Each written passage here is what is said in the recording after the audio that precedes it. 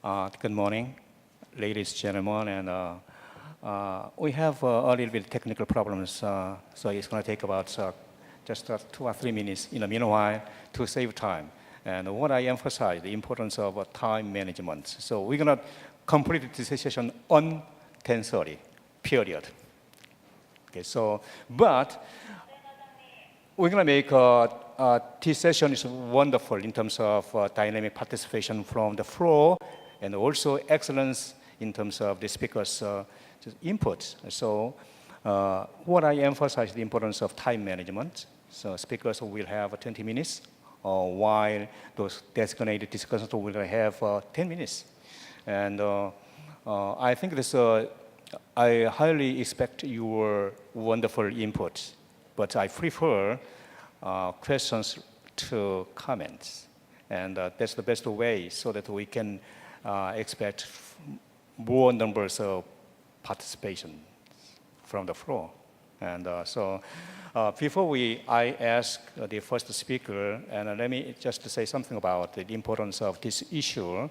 And you know this is a cleavage session, and the importance of technical vocational training and education.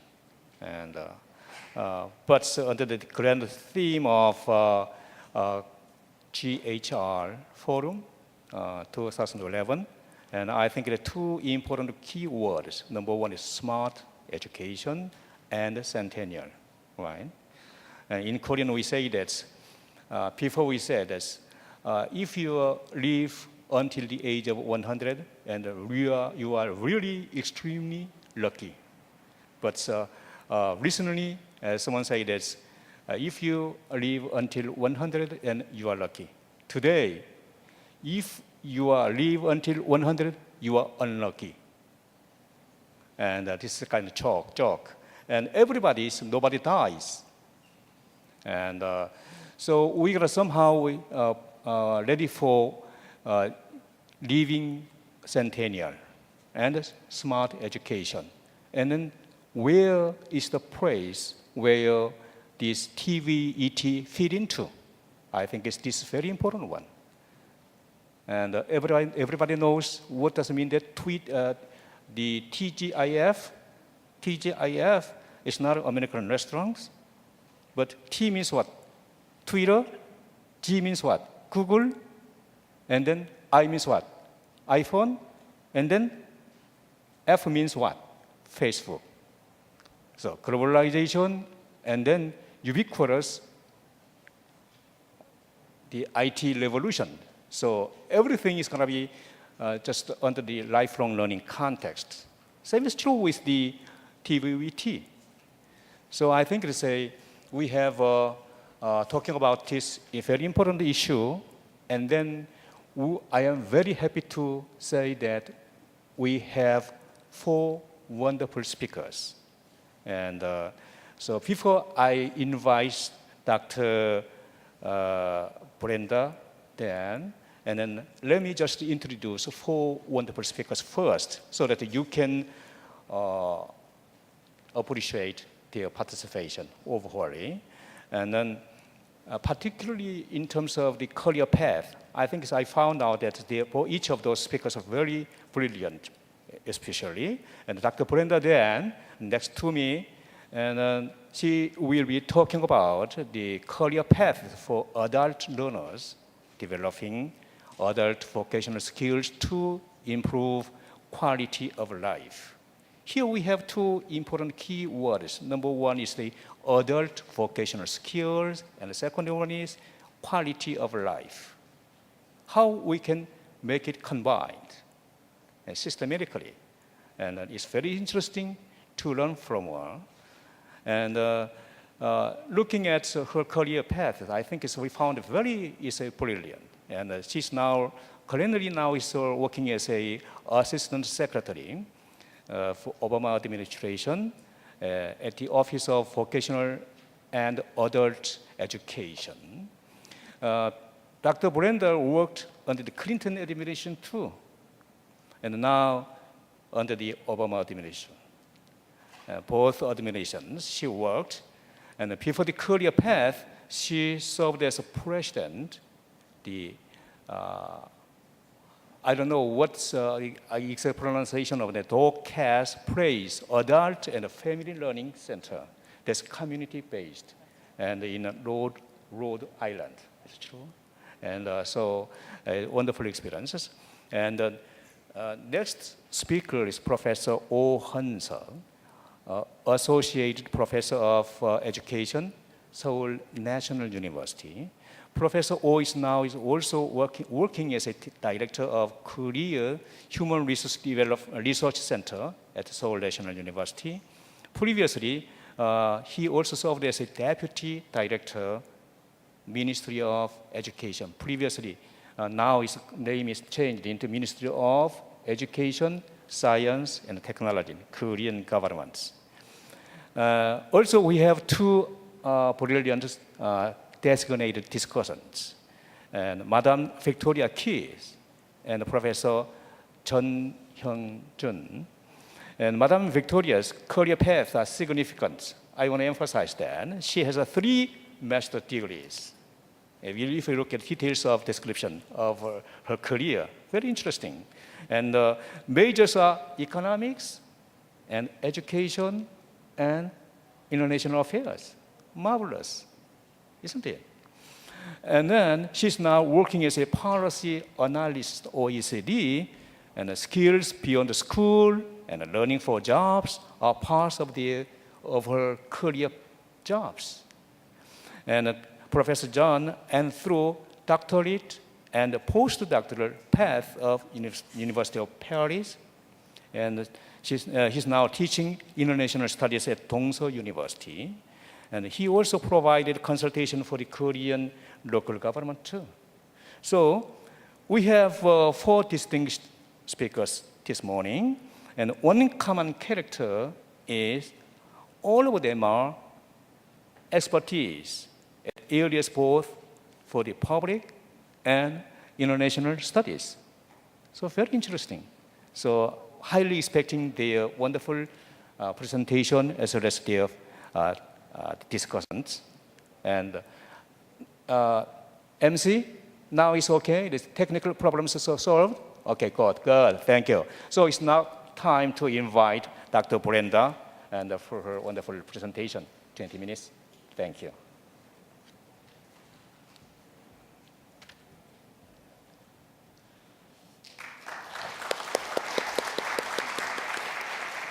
Good morning. Thank you very much, Dr. Lee, for that very wonderful introduction. I want to let everybody know what a pleasure and privilege it is for me to be here with all of you at the Global Human Resources Conference, and I'm really pleased to be joining a distinguished panel of experts on this very important topic of developing adult vocational skills. I also want to express my deep appreciation to the sponsors and organizers of this forum, and to thank them for their generosity and their hospitality, and I hope to have the opportunity to return the kindness one day. I want to also bring you greetings from my boss, the Secretary of Education, Arnie Duncan, and the Undersecretary, Martha Cantor. If anyone follows the Secretary Duncan's international communications, you will know that he holds and highlights South Korea as an exemplar and holds the country in high esteem, especially in the nation's high regard for the teaching profession. And I think it's very notable that in South Korea, teachers are referred to as nation builders. I also want to note that the United States is one of the most important partners in educational exchange with South Korea, and that you are sending more students to the U.S. per capita than any other country. The value of these exchanges to students and our societies are innumerable, and we look forward to cultivating opportunities for more students to take part in these experiences. I'm proud to be the first Assistant Secretary for Vocational and Adult Education who is an adult educator. Prior to coming to the department, I was the president of an adult and family learning center in Providence, Rhode Island. In this capacity, I developed a first-hand understanding of how critical the achievement of marketable vocational and technical skills is to individuals' ability to provide for themselves and their families and to be fully participating members in our society. I also have the great privilege of leading one of the most dynamic units in the Department of Education. Our work spans secondary and post-secondary, career and technical education, adult basic education and English language services for adults, correctional education, and community colleges, which reside at the intersection of education and economic development and are central to many of the Obama administration's goals for job creation and economic growth. One of the building blocks of the Obama administration's strategy for economic recovery is a historic push to rapidly increase the number of Americans with post-secondary credentials, to reinvigorate the higher education sector and prepare the future workforce. President Obama has asked every American to commit to at least 1 year of post-secondary education or training in his or her lifetime, and has set an aspirational goal of increasing the percentage of Americans attaining a college degree to 60% by the year 2020. In order to reach these goals, the U.S. is taking a multifaceted approach to re-engaging older youth and adult learners in education and training. Today, I'm going to talk about how career pathways are being utilized as a mechanism for developing adult vocational skills and accelerating credentialing. I will introduce the career pathways model and describe a number of U.S. government programs and policy initiatives designed to increase the number of adults entering and completing post-secondary education and training. But first, I want to highlight the trends that are driving President Obama's goal for higher education attainment. They fall into 3 domains: the value of credentials, employment, and skill demands. The value of credentials to employers, workers, and society at large cannot be overstated. We know that good-paying jobs in high-demand industries generally require some form of post-secondary education or training, and the earnings premium associated with a post-secondary credential is well established. According to one recent study, U.S. workers with an associate's degree earned on average 33% more than workers with only a high school diploma or a general education development credential. And workers with a baccalaureate degree earn 62% more than workers with no post-secondary training or education. While a bachelor's or associate's degree is linked to higher earnings, so are occupational certificates that can be earned in less than 2 years. For example, according to one study, an occupational certificate earned through just 1 year of post-secondary study can produce a 20% increase in earnings for women. Credentials that can be earned in as little as 6 months are very attractive to working adults and those seeking to get back into the workforce who do not have time or resources to pursue lengthier and more costly post-secondary degrees. These benefits of credentials accrue not only to individuals, but also to businesses in the form of higher earnings, and to state, federal, and local governments in the form of increased taxed revenue.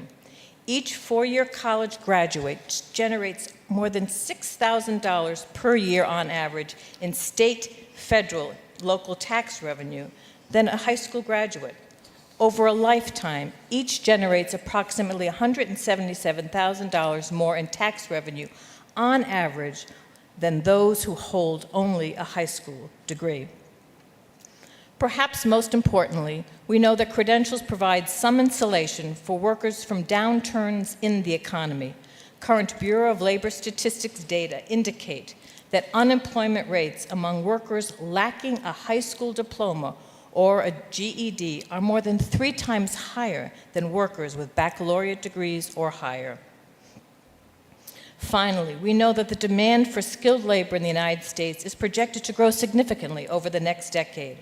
According to the Bureau of Labor Statistics, between 2008 and 2018, 21 of the 30 fastest growing occupations will require a post-secondary certificate or degree, and nearly 2/3 of all jobs will require some post-secondary education or training.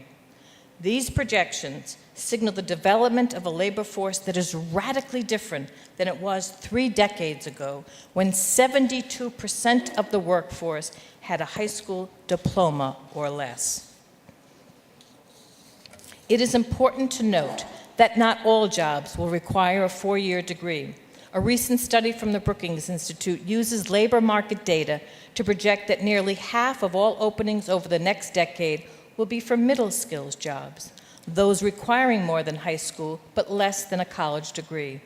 One area where we are seeing a boom in middle skills jobs is in healthcare, which added over 500,000 jobs during the recession. Openings for registered nurses and health technologists, positions that typically require an associate's degree, are expected to grow by more than 1 million by 2018. The U.S. needs to make rapid progress in improving individuals' access to and success in obtaining post-secondary credentials in order to meet the President's 2020 goal. Higher education attainment in the United States, which is the percent of American population with a post-secondary credential or a degree, has remained flat for 40 years, in spite of the dramatic economic and social changes during that period. Currently, fewer than 4 in 10 American adults hold an associate's degree or higher. What is more, the stagnation in U.S. completion rates compared with other nations' increasing success in higher education attainment has diminished the U.S. standing in international rankings over time. South Korea is now a world leader in higher education attainment, and we have much to learn from your extraordinary success.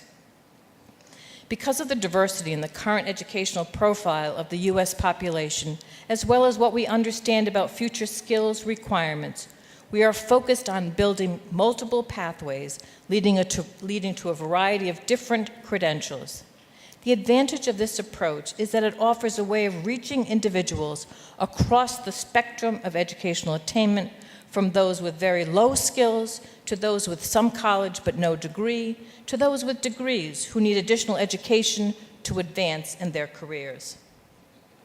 Career pathways are one of the primary models that the U.S. government is using to strengthen the pipeline of individuals entering post-secondary education and to increase the employability of low-skilled, low-income adults. The U.S. Departments of Education, Labor, and Health and Human Services have recognized the value of this model in integrating services across federal funding streams, and we are working to adopt a common definition of career pathways, which is a series of connected education and training strategies and support services that enable individuals to secure industry-relevant certification and obtain employment within an occupational area and to advance to higher levels of future education and employment in that area. While there is some variation in the way that different education and training providers will define career pathways for adults, there is growing consensus that they should be built on the following core elements: alignment of secondary, post-secondary, and workforce development systems, rigorous, sequential, connected, and efficient coursework that integrates basic education and skills training, multiple entry and exit points, comprehensive support services like career counseling, alignment with local regional workforce needs, and active engagement of employers in targeted industry areas. Curriculum instruction that is appropriate for adults and uses work as the primary context for learning. A focus on secondary and post-secondary industry-recognized credentials and sector-specific employment. Also, collaborative partnerships that meaningfully engage education, business, and community stakeholders. From this list of design elements, I want to underscore a few that are especially important in developing policies that support successful career pathways for adults. One is employer engagement. Career pathways are designed with the active engagement of employers in grounded in real-time labor market information on local skills demands. They are demand-driven, models that aim to equip job seekers with the industry-recognized credentials. Program designs for adults and working learners. Career Pathways programs use pedagogical techniques that meet the needs of adults and non-traditional working learners. The curriculum is contextualized in a work-related framework and often accelerated so that individuals can return to work quickly. The programs are also designed with support services, such as subsidies for childcare and transportation, that help adults complete their training programs. Learners are also provided extensive career counseling and job placement services to help them transition successfully from school to work. Another element is cross-agency collaboration. Career pathways models require significant collaboration between the public workforce and economic development systems, human service agencies and training, and education providers at the federal, state, and local levels. The systems place a tremendous emphasis on making it easy for adults and other non-traditional students to transition from work to school, back to work as needed. Career pathways are designed to serve many learners, students, employers, and workers. Most importantly, they provide access to education for individuals of varying ages and skill levels, from high school students to returning dislocated workers in need of remedial education, to immigrants, to those with some college or even a college degree who need further education to advance in their careers. The structure, content, and modes of delivery for career pathways will vary by provider, occupational area, and individuals served. Nevertheless, I thought it would be helpful to offer one example depicting the sequencing of education and training along a career pathway and the levels of career advancement that can be achieved as an individual acquires ever higher levels of education. The U.S. Departments of Labor and Education are integrating support for career pathways development into a variety of programs and policy initiatives. These are just a few examples of direct support to states and local education and public workforce agencies. The Workforce Investment Act is the primary piece of legislation undergirding the U.S. public workforce development and adult education systems. The law is currently up for reauthorization, and we've been working very closely with members of the U.S. Congress to ensure that future iterations of the law embodies policies and principles that will strengthen the preparedness of adults for jobs in the 21st century economy. It will facilitate post-secondary transitions, increase credentialing, and expand the use of career pathways across the education and workforce development systems. Some of the priorities the Department of Education has established for this new legislation include providing incentives to spur innovation, strengthening ties between adult and post-secondary education, and between adult education and the public workforce system, increasing teacher effectiveness and professionalizing the field of adult education, strengthening our accountability systems to incentivize and reward performance. We want to also strengthen English language and civics education, especially services to immigrant professionals. And we want to continue the federal commitment to correctional education. My office supports state and local level adult education providers through a variety of research, professional development, and technical assistance efforts. Currently, we have two major investments to promote career pathways for adults. One is entitled Policy to Performance. In this project, 8 partner states were selected to develop, implement, and evaluate policies designed to connect adults to learning and training opportunities to meet the demands of the 21st century workforce. Selected states are receiving customized technical assistance to support them in creating and implementing policy that strengthens the connection between adult basic education, post-secondary education, and employment.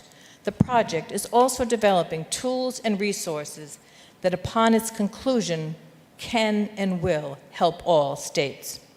The second initiative is Designing Instruction for Career Pathways, a 3-year project focused on developing the capacity of adult basic education providers to deliver instruction that blends college readiness workplace, and basic literacy and numeracy skills to enable low-skilled adults to make better transitions to post-secondary education and training.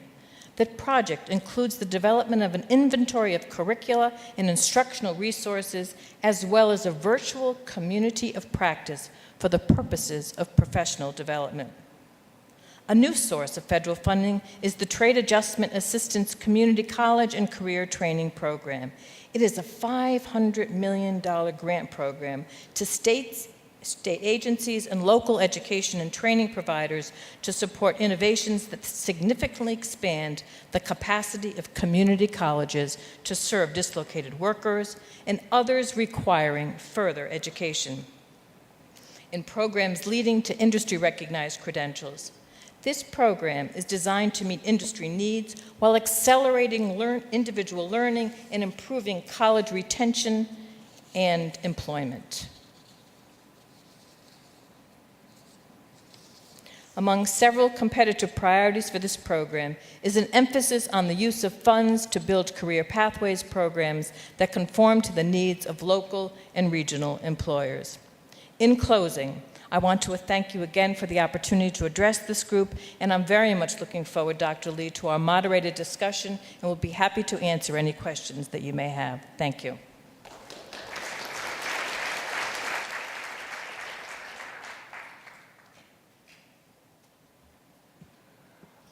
My sincere appreciation for her presentation, and it's not only because of excellence in terms of the qualification of detailed information, but also wonderful, really saved the time. She gave me 5 minutes more, so I really appreciate that. That means what? Expecting wonderful dynamic participation from the floor later on, right? Yes, sir.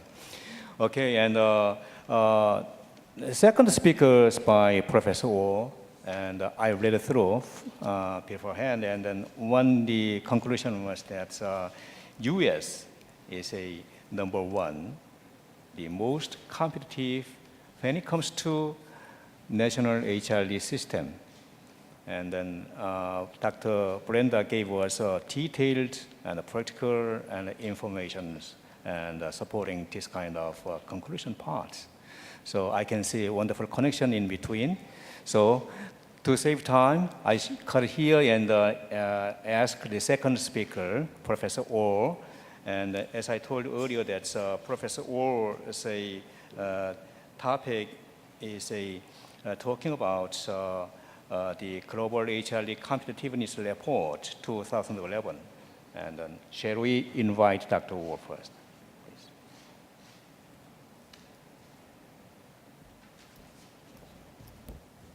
Thank you for the moderator. It's my great honor to report these research findings in this forum. This report started last year, and this one is the second revision of the report. I'm going to briefly introduce the basic content and final result of the report to 2011. This research is done by Korea Human Resource Research Center at Seoul National University, which was funded by the Ministry of Education and Technology. There are some pre-existing indices to assess and evaluate human resource development system in a country. As you may know, IMD, WF, and IPS report was designed to assess the national competitiveness, and those indices have some component of education and human resource development system. And also, there are some typical examples to assess human resource development system in a country, which include talent global competitiveness in China and global talent index in United Kingdom. And also, there are other examples like you see, Creativity Index, UNDP, Human Development Index, and OECD Education at a glance. But there are some limitations in all of these indices. some of the national competitiveness indexes are too much focused on economy or industry. And also there are some limitations in terms of absence of theoretical model of NHLD. And also some of the measures are heavily rely on corporate executives' opinions. So there's a need for an alternative or a new index to measure human resource development system in a country to assess national competitiveness from an HLD perspective and to measure an HLD competitiveness based on the sound theoretical model and to reflect the full spectrum of HLD competitiveness rather than opinions of a specific population. Let me briefly introduce the procedure to develop and validate these indices. Our research team defined the NHLD competitiveness first, and then built a conceptual model, and then determined the component of the model and validated the model by using AHP method. And then collected the data OECD member countries, computed the countries' HLD competitiveness scores, and finally compared the competitiveness ranking across the countries. At the first, conceptual and theoretical model of national human resource development system is very important. So we defined NHLD as a system that a country has in order to secure, develop, and utilize its human resources. In this definition, you can see three different components: securing, utilizing, and developing human resources. And these three components should be measured in some ways. So we developed a measurement model of an HLD system. An HLD competitiveness is defined as the cumulative sum of a country's achievement in each of the factors as well as the interaction among them. Those four factors include demand and supply condition, and supporting systems, and environment. So three conceptual components were measured by these four factors. Supply and demand conditions included both quantity and quality. These days, quality measures is becoming more important than quantity in both supply and demand conditions. And environment factors include technology, social capital, globalization, industry. And supporting system include investment and institutions. All of these sub-factors are abstracted from the extensive review on previous research. And you can see a lot of indicators in different factors and sub-factors. And I'm going to skip some of the slide. Supply conditions, in supply conditions, quantity measures included total fertility rates, life expectancy, working age population, and percentage of population with tertiary education. And quality measures included PISA score, number of world top 500 universities, quality of management schools, and perceived health status. In demand conditions, quantity measures included employment and unemployment rate, and also quality measures included number of creative professionals as a percentage of the total population, number of technicians and associate professionals as a percentage of the total population. Brain gain, gender gap was included.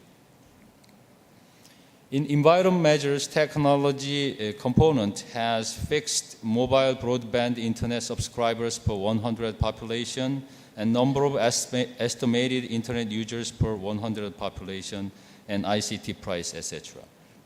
And social capital measures included interpersonal trust, confidence in social institutions, tolerance, and voter turnout.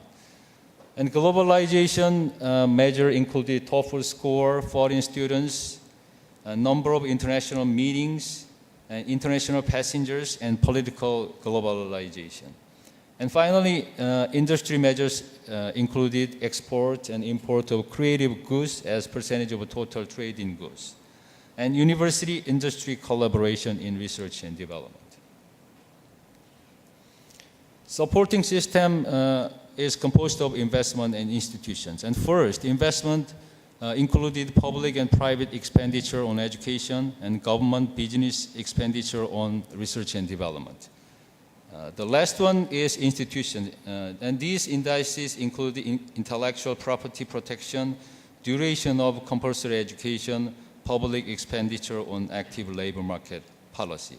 And also, full-time rate equivalent paid maternity leave was included. We used several criteria to select the indicators. The first and most important one was international comparability. And accuracy, reliability, relevance, timeliness, coherence, and accessibility and clarity was used to select the indicators. And there are a lot of resources we used to measure each country's competitiveness ranking. And I want to skip this slide. In each sub-factors, individual factors do not have the same impact on the system. So we made a lot of effort to put weight on individual indicators. We used the analytical hierarchy process, which is called AHP, and this method is widely used to determine the weight to be given to each of the criteria to be considered in making a choice. So we invited 17 professors and researchers in the field of economics, technology management, public administration and policy, corporate strategies, education policy, lifelong education, women's studies, etc. And they were asked to provide pair-wise comparisons for every set of factors, sub-factors, and indicators. And relative weights were calculated based on TSAT's guideline. As you can see, weights given to the factors and sub-factors are a little bit different. Among four factors, demand conditions has more influence or impact on the system. And also the qualitative component in supply and demand conditions have more influence on the system. And supporting system has influence on the system, like you can see. Weight of each of the 45 indicators ranged from 9% to 0.25%. And indicators with high weights include number of creative professionals as a percentage of total population, number of world top 500 university, public expenditure on education, intellectual property protection, and brain gain. Then we computed the competitiveness score. The first step was to create a standardization. We used the min-max method. The minimum score was 1 and maximum score was 7. And then we imputed the missing values. We interpolated most recent data if available, and also replaced the missing values with alternative ones gained from the regression. And in the final step, we used the weighting system, multiplying standardized imputed values and weight derived from AHP. So these are the final results based on this analysis. As you can see, the Switzerland ranked first. Sweden, United States, Netherlands, Finland, Denmark, Norway, Canada, Iceland, United Kingdom, Australia, New Zealand, Germany was in order. So, and I'm going to give you a little bit more moment to take a look at the slide. Korea ranked 23rd. And in the previous ranking, Korea was 21st. And the ranking was not changed a lot, but I was a little bit surprised to see Korea's ranking was not so high, because many scientists emphasized Korea's economic development or socio-cultural change was determined by education and human resource. But these days Korea's human resource development system competitiveness is relatively decreasing, I think. I'm going to briefly introduce each sub-factors ranking.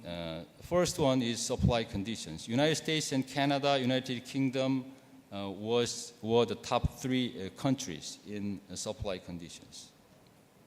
And Switzerland, Netherlands, and Sweden were the top 3 countries in demand conditions. In environment factors, Denmark, Switzerland, Sweden ranked top 3. In supporting systems, Finland, Sweden, Iceland ranked the top 3 in its component. And from these 4 slides, I think you can imagine which continent and which countries show the more competitiveness in HRD system.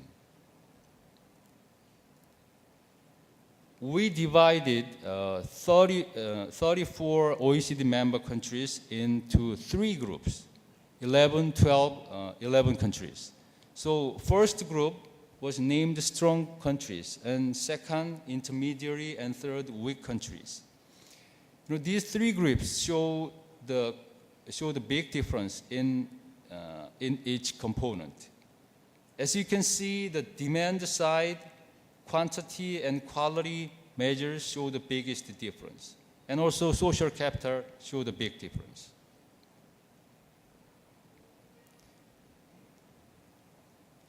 And also I divided OECD member countries into three categories by GDP per capita.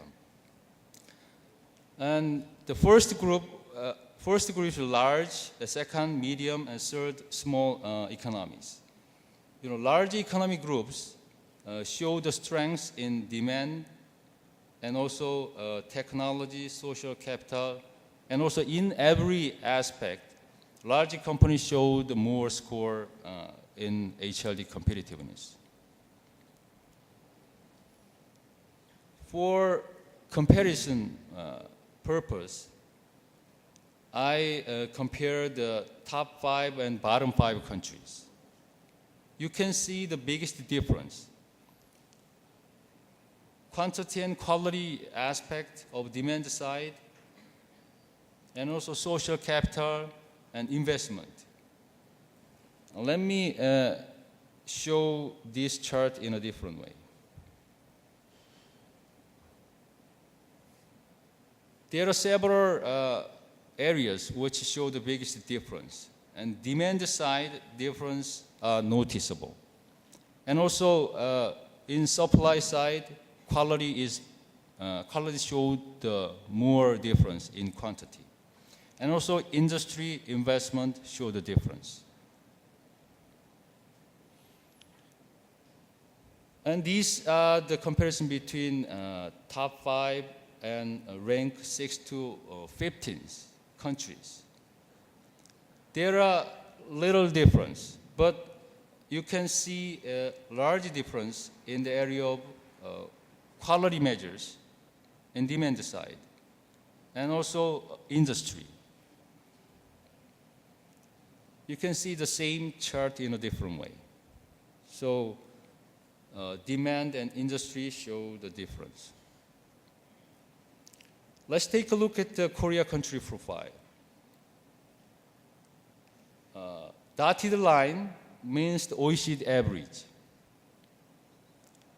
So in the area of investment, technology, and industry show the relatively high score. But other areas show the low ranking in Korea's profile.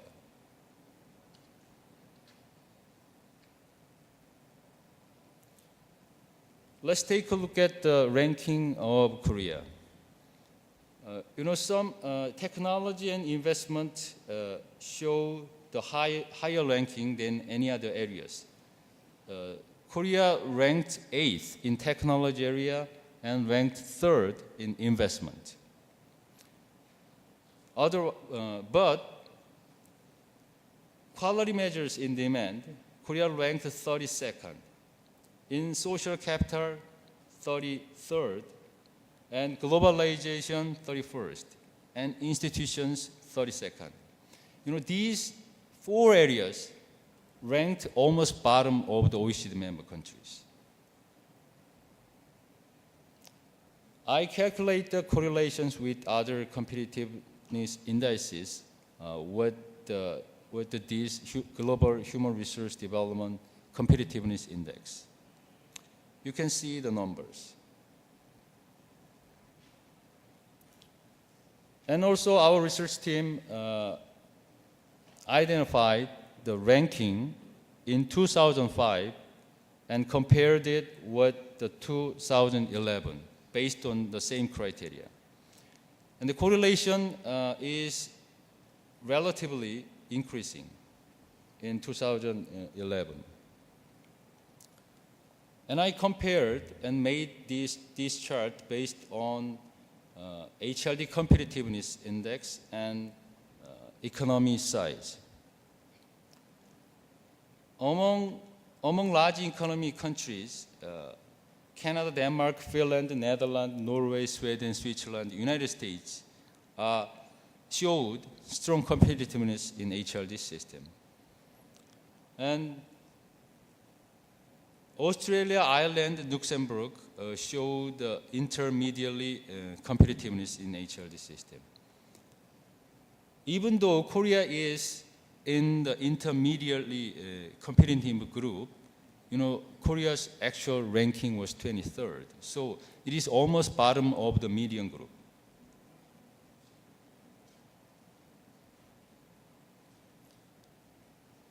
There are some changes in HLD competitiveness between 2005 and 2011.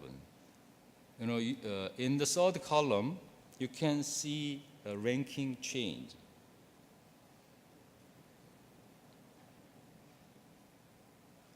I'm not going to explain all details of this slide, but you can take a look at some changes in countries' rankings.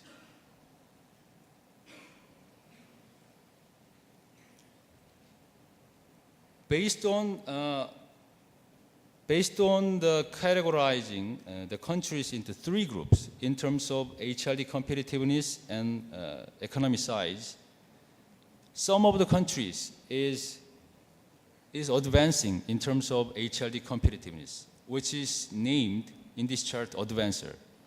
And some countries are staying without showing any change in HLD competitiveness score, which is called in this chart ordinary countries.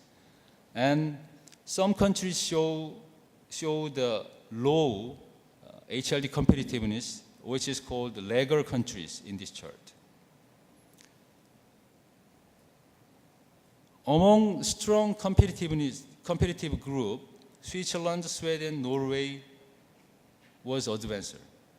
And Netherlands, Finland, Denmark, Canada was ordinary group, and United States competitiveness in HLD system is decreasing. And also intermediate competitive group, Luxembourg, Austria was advancer, and Ireland was lagger. Korea was one of the lagger countries. And among weak competitiveness group, Italy, Greece, Spain was the medium economy, and then 2 countries were the ordinary countries, and Spain was the lagger. Based on this analysis, I'm going to finalize my research report. The US, Canada, and few countries in Northern Europe are the most competitive when it comes to an HLD system. North American countries, especially the United States, occupy an unrivaled position as far as supply conditions of human resource development system. And European countries occupy high positions in various aspects of HLD system, relatively well balanced. Korea and Japan, which are assumed to have competitive advantages, partly due to their national emphasis on education, occupy relatively low positions among OECD member countries, 23rd and 22nd respectively. Countries which are strongly competitiveness in terms of HLD system have relatively high GDP per capita. Countries with, which are weak in HLD system have relatively low GDP per capita. Most of the countries with high GDP per capita are either advancers or ordinaries. On the other hand, most countries with low GDP per capita are either ordinaries or laggers. Thank you very much.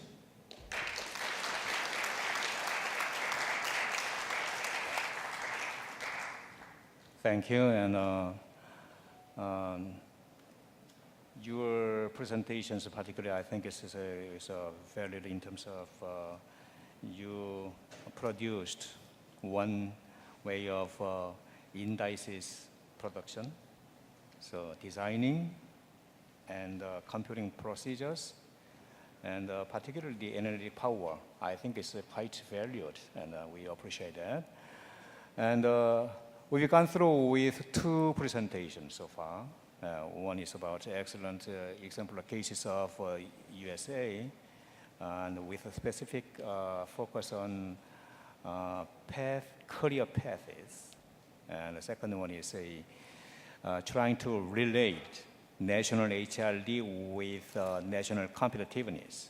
And theoretically speaking, and maybe it a little bit provocative, maybe some, in the sense, maybe we can expect good dynamic exchanges between the presentations and your input from the floor later on. But beforehand, and we're going to have two excellent designated speakers. And first, shall we go to OECD policy analyst first? Madam, please go ahead, 10 minutes.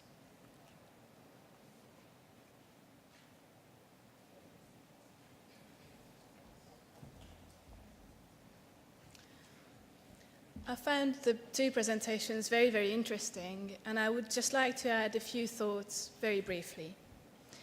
My own perspective on these issues is based on the experience we have at the OECD from policy reviews of vocational education and training. Over the past 5 years, we have finished reviews of secondary level vocational education, and right now we are at the beginning of a cycle of reviews of post-secondary level vocational education. Overall, we are preparing reports on 22 countries, and these include the United States, which we will work with next year, and also Korea. We're actually in the middle of working on the Korean review right now. I would like to say a few words about the importance of basic skills, in particular literacy and numeracy, in the development of vocational skills. This is very much related to the issue of better access and career pathways, which is a policy objective in the United States. Of course, if you do a vocational occupation, you need good literacy and numeracy skills. For example, if you're a carpenter, you need some trigonometry to be able to calculate certain angles. Now, you might think, wow, this is really obvious. Why is she talking about it? Well, I am talking about it because there is huge variation across OECD countries in the attention paid to these skills. If you go to the United States, you will find that there is a lot of attention paid to literacy and numeracy. If you talk to high schools or community colleges, their program contains a strong element of literacy and numeracy, and in community colleges, they systematically screen entrants to identify people who might have weaknesses, and they also provide them with support with specifically designed programs called remedial or developmental education to help them catch up with this. It is remarkable how different the situation is in many European countries and in their vocational programs. If you go to Europe, in quite a few countries, you will find that it's very vocational focused and there is very limited and sometimes almost no content focusing on literacy and numeracy skills. Also, if you talk to the teachers in these institutions, they will actually say, well, you know, yes, you're right, there are some problems. There are many students who have very weak literacy and numeracy skills. So then you ask, of course, so what do you do about it? And sometimes, very often actually, they will say, well, you know, they should have learned this earlier. They should have learned this in primary education or secondary. We can't do anything about it.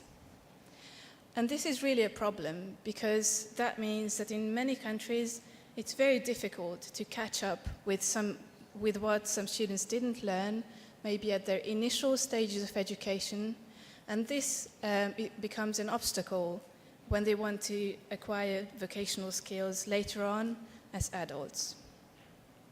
Now, in Korea, this doesn't seem to be really a problem because you have very good results in literacy and numeracy. In fact, we heard also mentioning PISA scores as an indicator of human resource development. PISA measures literacy, reading and mathematics among 15-year-olds, and Korea is one of the best performing countries if you compare it to the OECD. And the students who have weak skills, there are relatively few of them. So you're doing very well on this front. Now, of course, it's not all very rosy because there are also some challenges.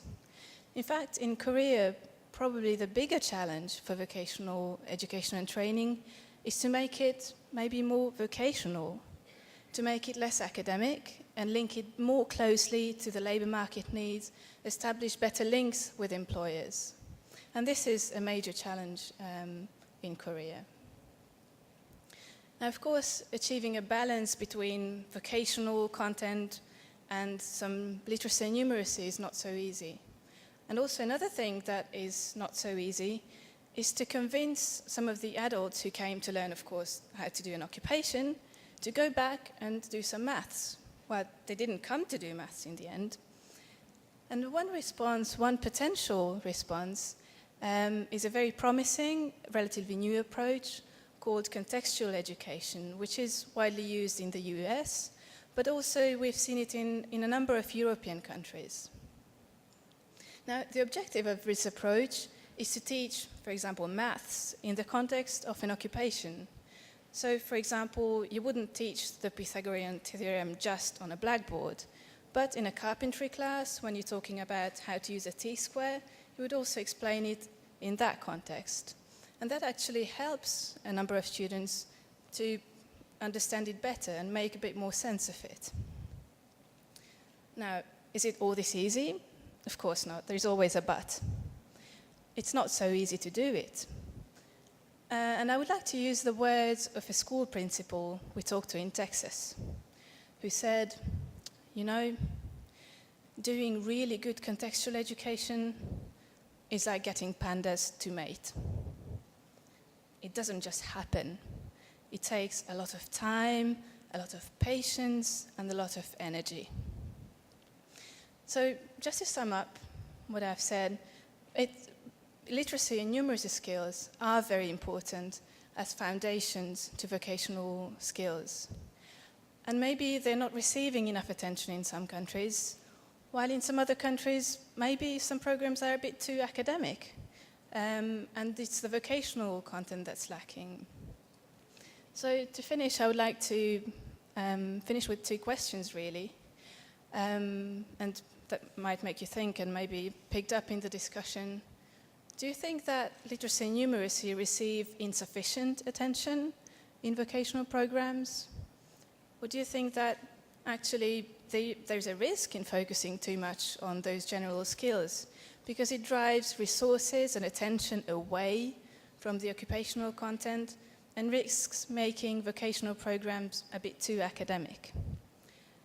So thank you very much for your attention, and I very much look forward to the discussion. 교육을 발전시키는 문제에서 중요한 주제를 오늘 발표를 해주셨다고 생각을 합니다. 제가 그 댄-메시 차관님의 표와 비슷한 표를 한국의 케이스에 맞춰서 한번 준비를 해봤습니다. 특히 성인 한국의 교육 정도별 웨이지 수준을 나타내는데요. 역시 미국의 경우와 마찬가지로 교육 수준이 높아질수록 임금 수준이 높아지는 걸 볼 수가 있습니다. 그 다음에 고용률과 실업률을 비교를 해봤습니다. 고용률의 경우에는 역시 교육 수준이 높아지면서 고용률이 높아지는 현상을 볼 수가 있습니다. 역시 미국의 경우와 좀 유사한 경우라고 볼 수 있습니다. 근데 실업률의 경우에는 다소 예외적으로 고등학교 졸업생들과 전문대학 졸업생들의 실업률이 매우 높은 수준을 보여주고 있다는 것을 알 수가 있습니다. OECD 국가들의 통계를 보면요, 고용률과 실업률이 몇 개 주요 국가들의 실업률 통계를 볼 수가 있는데, 특히 한국 경우에는 매우 특징적인 모습을 볼 수가 있습니다. 실업률이 굉장히 낮은데도 불구하고 고용률이 매우 높은 수준을 고용률도 낮은 수준을 보여주고 있습니다. 이런 현상에 대한 우리가 연구를 더 해야 될 텐데요. 한국에서는 차기 대통령 후보들도 이 문제에 대해서 관심을 가지고 실업률보다는 고용률에 더 초점을 두는 정책들을 고려하고 있는 걸로 알고 있습니다. 그다음에 노동력 부분도 학력별로 보면은 역시 전문대학, 대학졸 이상의 레이포스의 어떤 공급이 점점 늘어날 것으로 예상이 되고 있습니다. 2018년 경우인데요. 역시 학교 취학률을 보면은 2011년도의 경우 대학 이상의 취학률이 70%가 넘습니다. 다른 국가에 비해서 매우 높은 수준이고요. 그다음에 상급 학교 진학률도 특히 고등학생들의 대학 진학률이 90년대 이후에 매우 급격하게 올라가는 걸 볼 수가 있습니다. 한 기관의 연구에 의하면 주니어 칼리지와 유니버시티의 어떤 초과 공급 현상이 2018년도에까지 더욱 확대될 것으로 예상을 하고 있습니다. 그래서 한국의 경우를 요약을 하면은 역시 대학 진학률이 다른 국가에 비해서 매우 높다는 사실이고요. 그다음에 실업률도 낮지만 고용률도 매우 낮은 특이한 현상을 보여주고 있다는 사실입니다. 그다음에 역시 대졸자의 초과 공급 현상이 발생하고 있습니다. 그리고 다른 나라에도 마찬가지겠지만 직업과 많은 교육을 받은 성인들 간의 미스매치 현상이 좀 두드러지게 나타나는 것 같습니다. 댄-메시 차관님께 간단한 질문을 드리면요, 역시 한국에 있어서 많은 교육을 받은 고급 인력들의 초과 공급 현상이 발생을 하는데, 이런 문제에 대해서 혹시 차관님의 어떤 경험을 통해서 좋은 해결 방안을 생각해 줄 수 있는지 한 말씀을 드리고 싶고요. 그다음에 정규 교육과 직업 교육 간의 어떤 예산의 효율적인 배분 문제에 대해서 혹시 좋은 아이디어가 있으면 주시기를 바랍니다. 그리고 아까 제가 말씀드린 낮은 실업률과 낮은 고용에 대한 한국의 특수한 사항에 대해서도 조언을 좀 해주시기 바라겠습니다. 그리고 예외적으로 마담 키스 씨에게 질문을 하나 드리겠는데요. 죄송합니다. 토론자에게 질문을 드려서 죄송합니다. 제가 오래전에 프랑스 직업교육 제도를 공부를 한 적이 있습니다. 그때 보면은 프랑스 기업들이 상당한 비율의 매출액의 상당한 부분을 직업교육에 투자를 해야 되는 그런 의무 조항이 있는 걸로 알고 있습니다. 그 제도가 차관보님 말씀하셨지만은 기업들의 직업교육에 대한 관심이 매우 중요하다는 말씀을 하셨는데, 프랑스에서 그 제도가 지금 현재 잘 운영되고 있는지, 기업들이 자발적으로 사원들의 직업교육에 투자를 잘 하고 있는지 알고 싶습니다. 에스크사마시. 네, 그 질문을 좀 구하고 싶습니다. 그다음 빨리 진행을 하면은, 그다음에 우리 오 교수님의 발표는 굉장히 전문적이고 저희가 갖고 있는 지식을 넘어서는 분야입니다만은 이제 공부가 덜 된 상태에서 질문을 드려보겠습니다. 역시 인적 자원의 어떤 경쟁력을 측정하는 지수에 대해서는 여러 가지 질적인, 양적인 요소들이 있습니다. 이 부분에 대해서는 제가 그냥 넘어가도록 하겠습니다. 역시 연구는 굉장히 통계학적으로나 어떤 전문적으로 상당히 고급 기술을 사용했고 중요한 데이터들을 많이 사용했다고 생각을 합니다. 그리고 경제적인 변수와 비경제적 변수까지 모두 포함을 했을 뿐만 아니라 다른 연구에 비해서 새로운 다양한 지표들을 사용을 해서 매우 좋은 연구라고 생각을 합니다. 그렇지만 간단히 제가 이제 생기는 의문을 말씀드려보면은, 역시 지표 문제에 대해서 역시 좀 더 살펴볼 수 있는 여지는 없을까 이런 생각을 해봤습니다. 예를 들어서 테크놀로지 부분을 인터넷이나 셀룰러폰 이런 그 IT 관련 기술로만 이제 기술을 평가하셨는데 이 부분이 과연 좀 더 다르게 생각할 방법은 없을까 하는 생각도 해봤고요. 토익 스코어나 뭐 그 월드 세계 500대 대학 통계 지표 같은 경우는 그 순위에 들어가지 않는 국가들은 사실상 좀 간접적으로도 비교하기가 어렵지 않나 이런 생각을 해봤습니다. 그다음에 이제 웨이트 비중 문제를 이제 계산하는 문제인데 혹시 제가 잘 이 분야에 대해서 전문적인 지식은 없습니다만은 다른 방법을 통해서 좀 더 객관성을 더 높이는 방법은 없을까 이런 생각을 해봤습니다. 그다음에 중요한 부분이 이제 그 GDP 문제를 1인당 GDP로 컨트리 그룹들을 분류를 하셨는데요. 제가 보기에는 그러다 보니까 이제 좋은 대규모 큰 국가에 덴마크나 뭐 스위스나 이런 작은 국가들도 포함이 되는데 제가 보기에는 이런 부분도 중요하지만 인적 자원의 어떤 총량적인 부분도 고려해야 되지 않을까 생각을 합니다. 그래서 차이나나 인디아 인구가 점점 감소 추세에 있을 때 이런 인구의 총량 문제도 굉장히 중요하다고 보는데 인적 자원의 총량을 좀 다르게 또 생각할 수는 없을까 하는 생각을 해봤습니다. 그다음에 경제 위기와 이제 그 인적 자원 개발에 대한 시스템에서 말씀을 하셨는데 많은 유럽 여러분이 알다시피 유럽 기업들이 지금 경제적으로 위기에 있습니다. 이분들이 오 교수님 연구에서는 굉장히 그 국가 인적 자원 개발 시스템이 잘 돼 있다고 말씀을 하셨는데 그걸 통해서 위기를 잘 넘길 수 있다고 말씀을 하셨습니다. 근데 뭐 이 부분도 지금은 그 인적 자원이 시스템이 잘 갖춰져 있음에도 불구하고 경제 위기가 왔다고 생각하는데 다른 여러 가지 요인도 동시에 고려해야 되지 않나 이런 생각을 해봤습니다. 예, 감사합니다. 땡큐. Thank you, Professor Byun. And some questions raised by you are directed to two speakers as well as even the designated commentator too. So I think this is wonderful. Before we asking for the answers by two speakers and another Madam Victoria, but let me just encourage your questions from the floor. And for the remaining time, and I highly trying to facilitate your questions first, so that we can have many questions as many as possible. So raise your hand first, and then identify yourself, and then even in Korean is okay. And I think it's a wonderful interpretation will help you. So. We have many issues around here. So would you just, okay, please.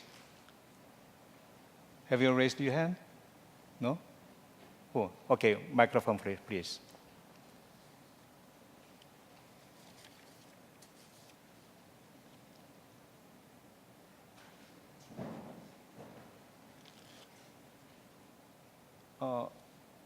Over there, back side. Yeah, please.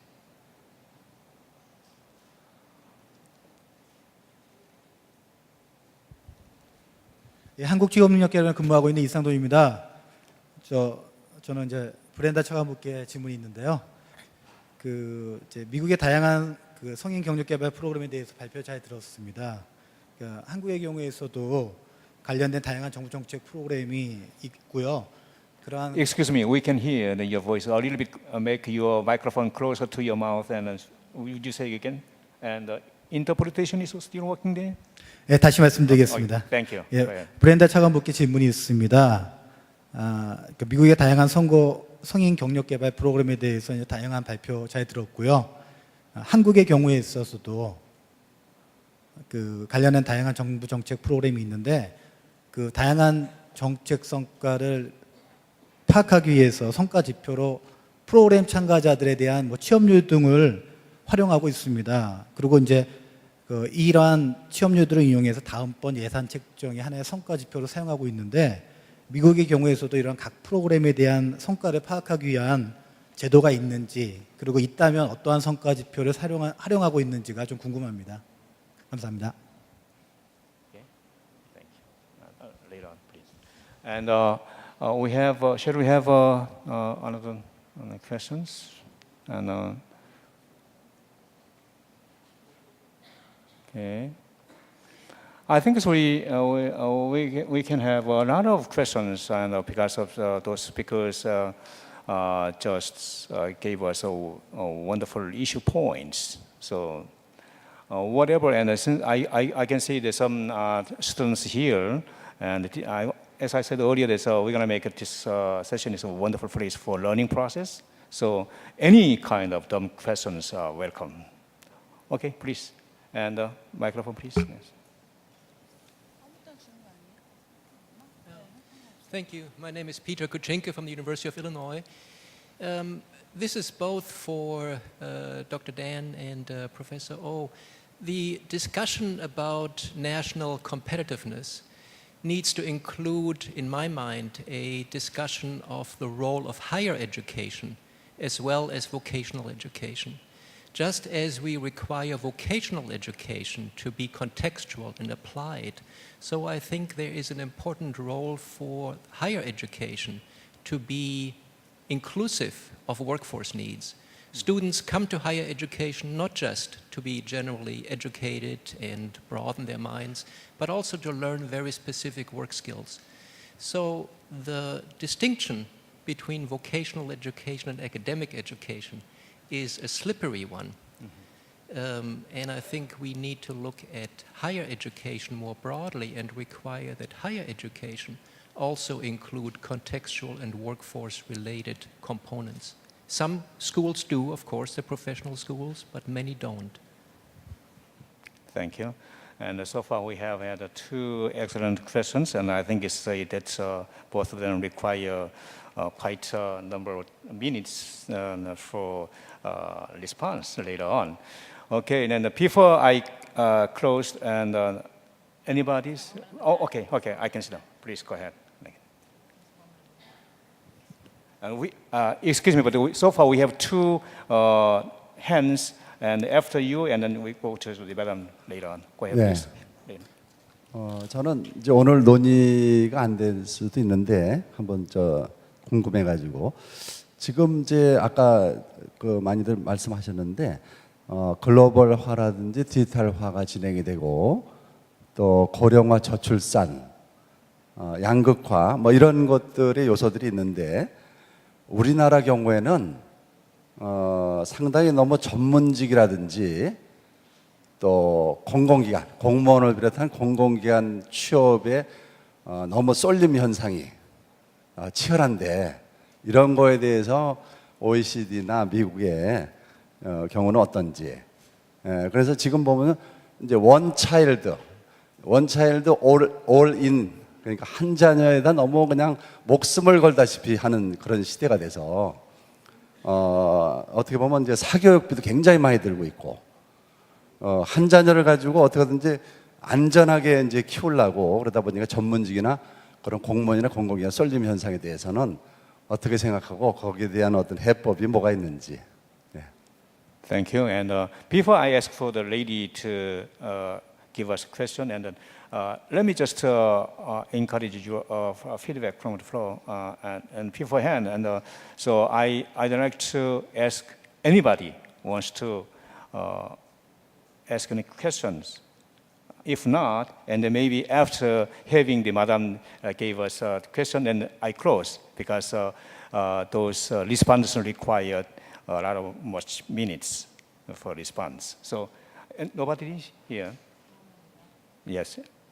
Okay, nobody. So after this lady's asking questions, and then I closed.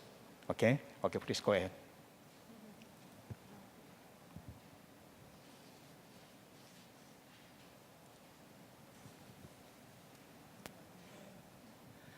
네, 안녕하십니까. 전 서울시 여성가족재단에서 여성이 일자리 창출을 하는 정책 프로젝트를 좀 수행하고 있는 중입니다.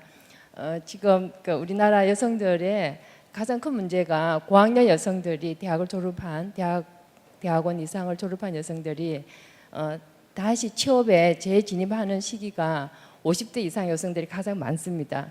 그리고 자녀들 연령이 막내 자녀의 나이가 19세 이상의 여성들이 가장 많이 새로 일자리 센터에 취업을 하기 위해서 진입을 하려고 노력하고 있습니다. 근데 이런 여성들을 위해서 직업 교육을 해서 다시 진입하게 하기 위해서는 굉장히 어려운 점이 많은 것 같습니다. 그래서 지금 다른 나라와 달리 한국에서는 경력 단절 여성이라는 그런 용어가 있듯이 계속 직업을 유지할 수 없던 여성들이 남편들은 리타이어하고 다시 일을 찾아야 되고 아이들한테 돈은 많이 들어가고 그래서 50대 이후에 재취직하는 여성들을 위한 정책들이 어떻게 하면은 고등교육 기관에서 좀 더 질 높은 교육을 시켜서 직업 전선을 연계할 수 있을까 하는 것이 굉장히 큰 딜레마고 숙제라고 생각이 듭니다. 여기에 대한 대안을 좀 부탁드리겠습니다. 감사합니다. Okay, thank you. And so far we have had 4 questions from the floor, and we have some questions by designated the commentators.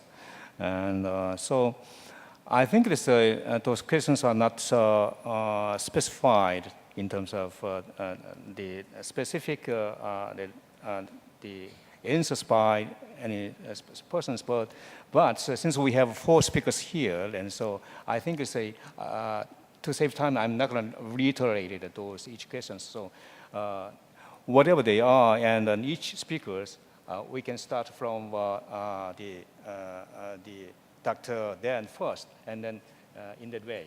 And would you please respond, whatever, and you think it's important to as a answer to any specific questions, and would you please go ahead? And then beforehand, and we have now, I think it's my time clock say that now I have 10:21, that means we have 9 minutes before we close. So I think it's expecting excellence in terms of time management, as I said earlier. So think about that, please, Madam First. I wanted to respond to Victoria's question in terms of the need for increasing literacy and numeracy. I'm sorry.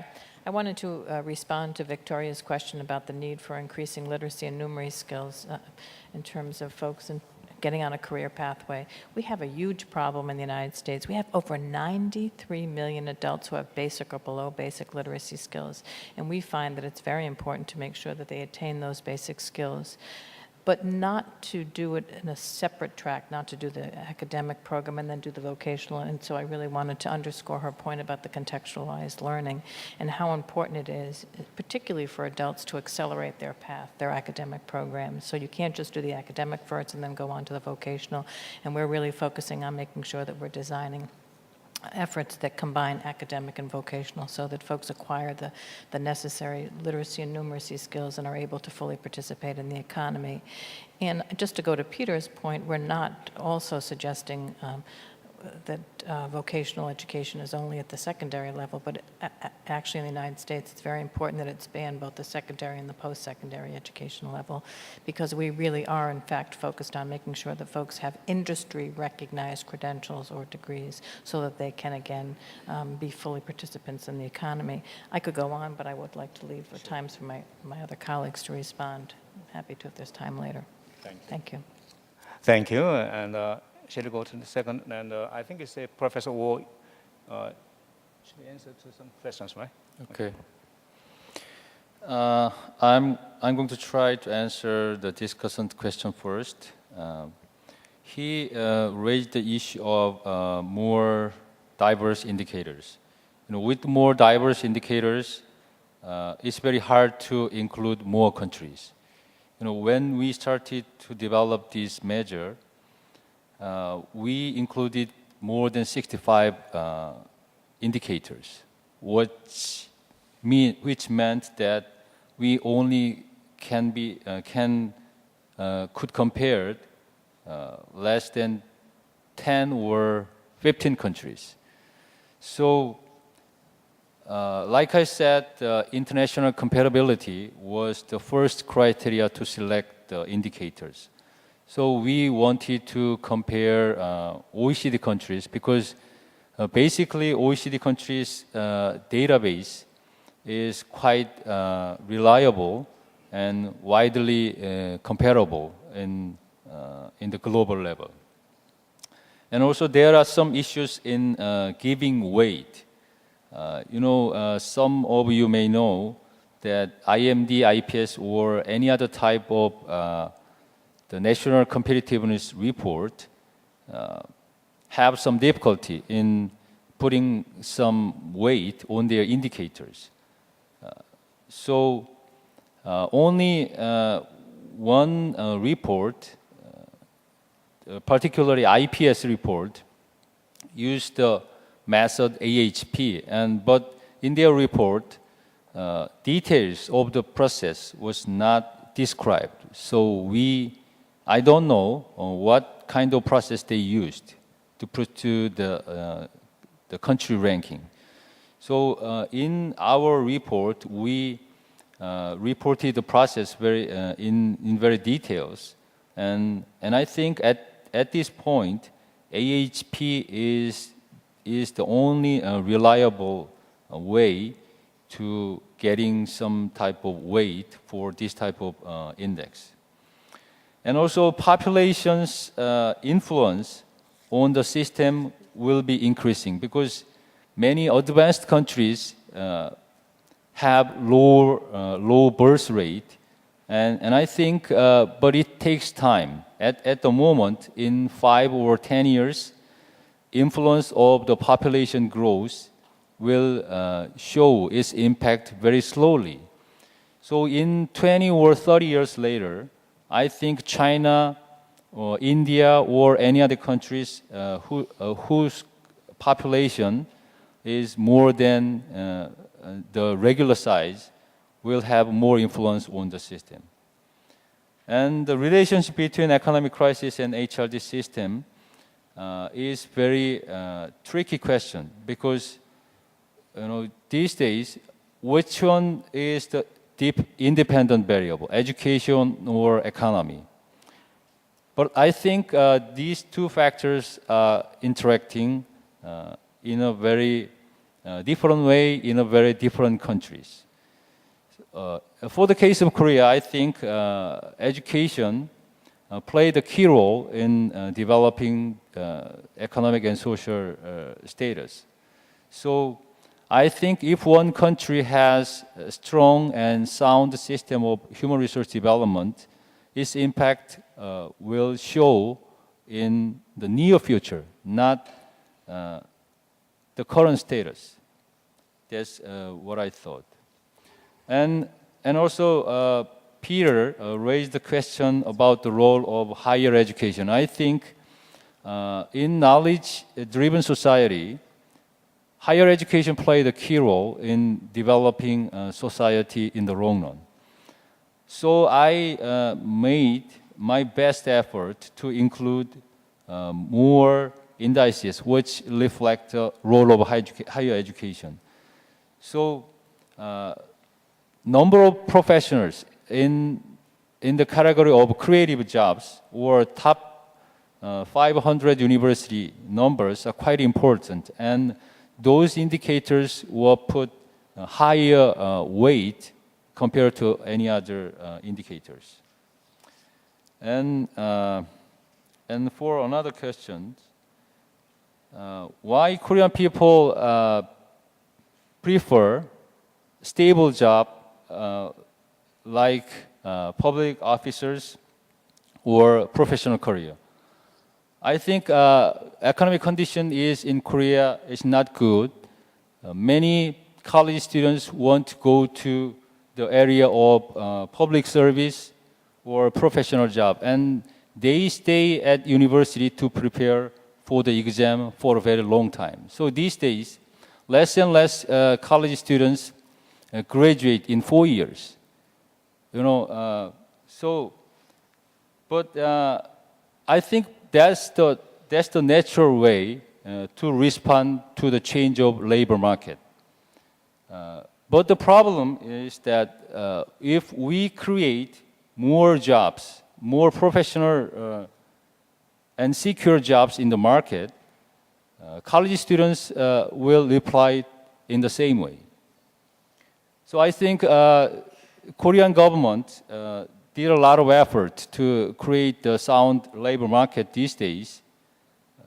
but still we have a higher rate of unemployment rate of college students. So I think labor market condition will play the key role in getting good human resource and staying in the market. Thank you very much. Okay, and now this I am facing one difficult problems, as I promised, but I'm trying to my best to end this session on time. But now we have only less than 2 minutes and to close. But we have another respondents to various important questions raised by you. So.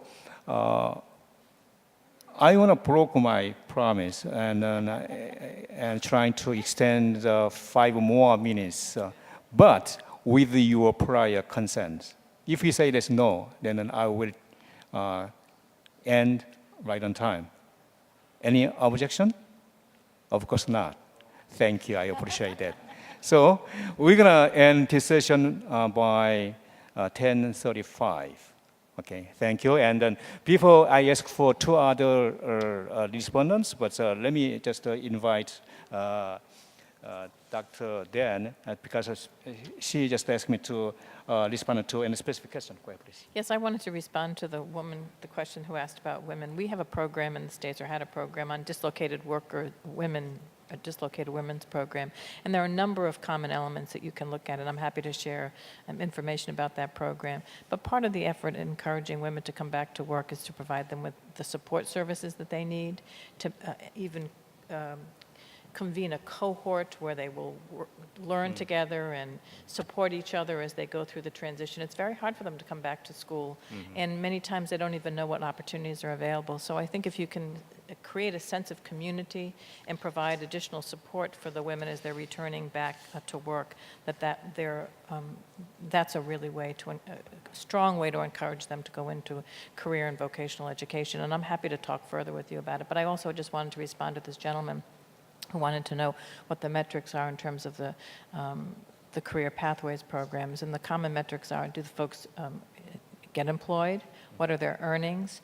And are they employed in the career areas that they were trained for? And also, we also look at whether they enroll in post-secondary education as a result of the training and continue their education. Thank you. Thank you, Brenda. Okay, now it's time to request Madam Victoria to respond. And I think it's so many questions are waiting for you, right? Okay, go ahead, please. I'll try to be brief. First, I'd like to respond to the question about France.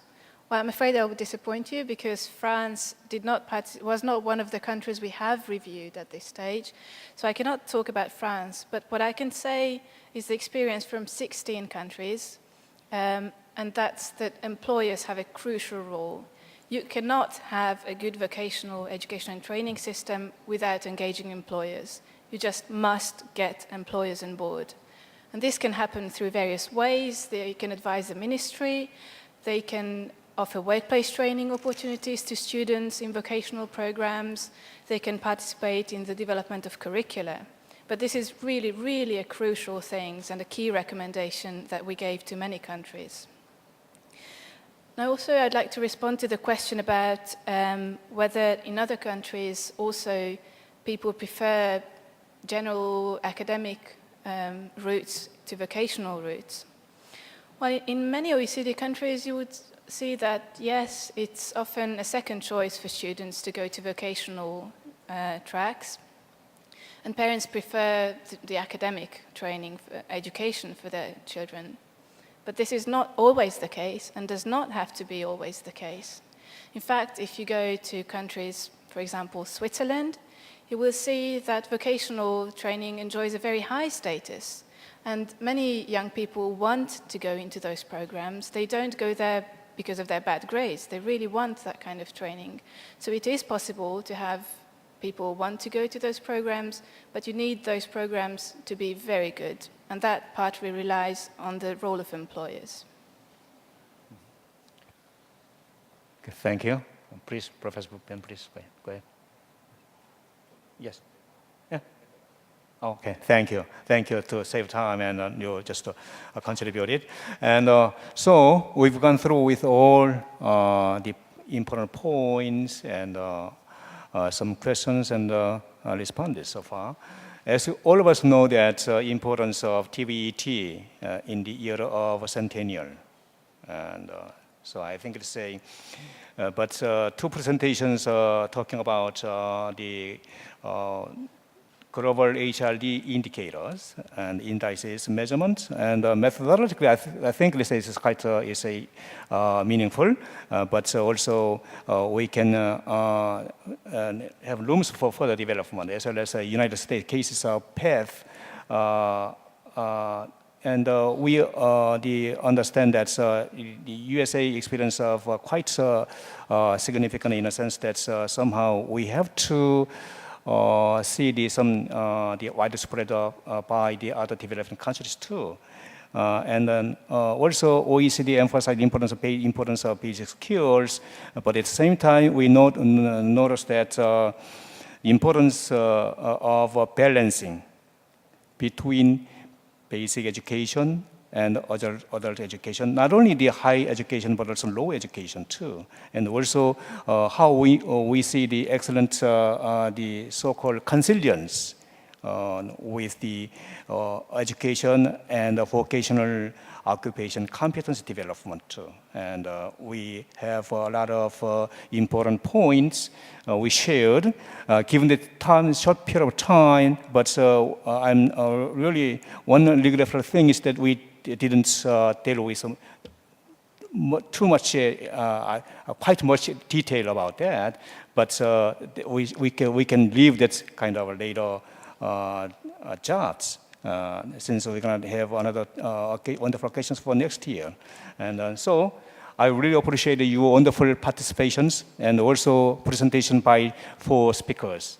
And I welcome your wonderful big hands to those 4 speakers, please. Thank you.